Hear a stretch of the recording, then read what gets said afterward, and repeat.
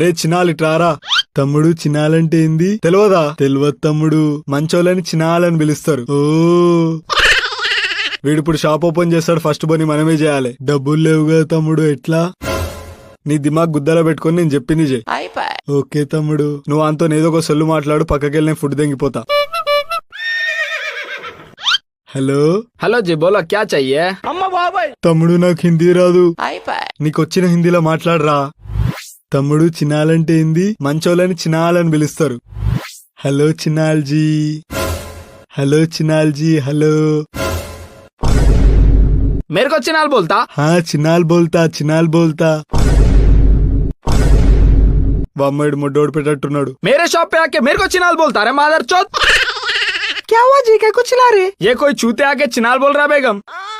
వైఫా?